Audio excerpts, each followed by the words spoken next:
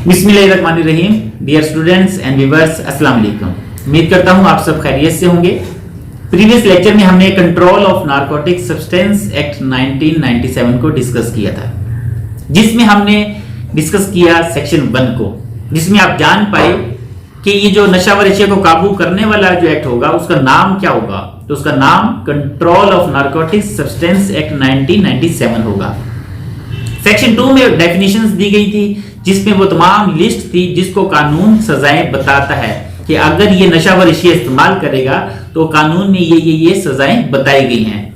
उसके बाद हमने सेक्शन 4 में बताया था कि अगर मंशियात की पैदावार की जाएगी, उसको कोई ग्रो करता है, उसकी कोई प्लांटेशन करता है, तो कानून किस हद तक सजाएं दे सकता है।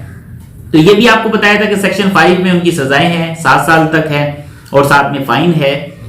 और अगर वो मंशियात की पैदावार की जाएंगी तो किन मकासद के लिए की जाएंगी, वो मकासद सिर्फ 3 ही हैं, जिसमें साइंसी, तिब्बी और सनती मकासद हैं। उसके बाद हमने डिस्कस किया कि जो मंशियात की जो मेडिसिन हैं, अद्वियात हैं, उसकी ममानत होगी और पाकिस्तान में इसको ना तो दरामदात किया जाएगा ना ही इसको बरामदात किया जाएगा। उसके बाद हमने डिस्कस किया 9C को, 3 हिस्सों में किया था, 9A, 9B और 9C। आपने देखा होगा कि 9A में क्या था कि अगर किसी शख्स के पास बरामदगी हो जाए चर्स की और वो मिकदार में 1 से 100 ग्राम से कम हो, तो उसकी जो पनिशमेंट है वो है 2 ईयर या फाइन एंड बोथ। तो अब सवाल ये पैदा होता है कि इसकी समाअत कौन करेगा। तो इसकी समाअत एरिया मजिस्ट्रेट कर सकता है। अब अगर हम बात करें 9B और C की, तो 9A और 9B और C का जो ट्रायल है वो हमेशा सेशन कोर्ट में ही चलाया जाएगा और इनकी समाअत भी सेशन कोर्ट में ही होगी। अब तीसरा सवाल ये पैदा होता है कि इनका ट्रायल किस कानून के तहत चलाया जाएगा या किस सेक्शन के तहत चलाया जाएगा।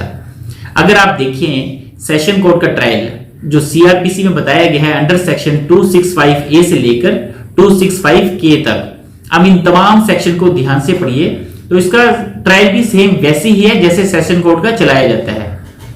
सेक्शन 265A से लेकर 265K तक CRPC के।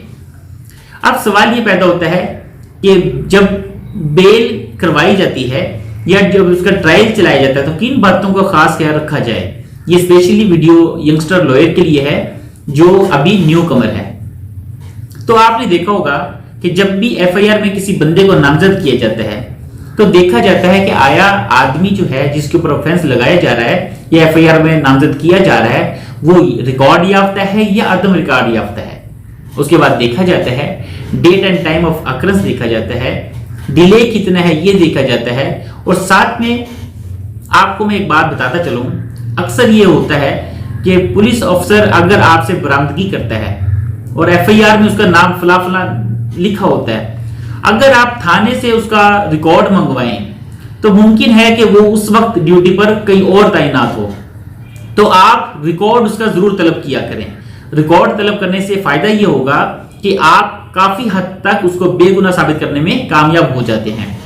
उसके बाद आप जो अहम काम जो आपको करना है वो है लोकेशन को आप उसको ट्रेस आउट करवाएं कि भाई उस बंदे की आप लोकेशन चेक करें, कॉल रिकॉर्ड चेक करें। जाहिर सी बात है अगर कोई बंदा चर्च का काम करता है या उसमें पकड़ा जाता है तो वो किसी ना किसी को कॉल भी करेगा, तो आप उस वक्त की लोकेशन को ट्रेस करवाएं। आप तमाम सोशल नेटवर्क का जो ये डाटा है वो निकलवाएं और साथ ही जो आई विटनेस बनते हैं जिनको वो आई विटनेस बनाकर वो जनाब फला बंदे से ये जो चर्च बरामद हुई है, तो आप उन तमाम विटनेस के रिकॉर्ड को भी सामने रखें कि जनाब ठीक है आप इनके जरा रिकॉर्ड को तो निकालिए। अब आप अगर रिकॉर्ड निकालेंगे तो इससे आपको काफी हद तक फायदा हो सकता है। ये उन हजरात को फायदा होगा जो अक्सर पुलिस ऑफिसर जो हैं वो अपने इख्तियारात का गलत इस्तेमाल करते हुए वो आपको चर्च के केस में आपको फंसाने में लगे रहते हैं। और आपको ये भी बताता चलूं कि अगर कोई पुलिस ऑफिसर आपको नाजायज तंग करता है, अपने इख्तियारात का गलत इस्तेमाल करता है या चर्च जैसे घिनौने केस में आपको फंसाने की कोशिश करता है, तो कानून में उसके लिए 3 साल की सजा रखी गई है और साथ में 25,000 तक का जुर्माना भी उसे हो सकता है। तो मेरे ख्याल से अब आप अच्छे से समझ चुके होंगे। अपना ख्याल रखिएगा। अल्लाह हाफिज।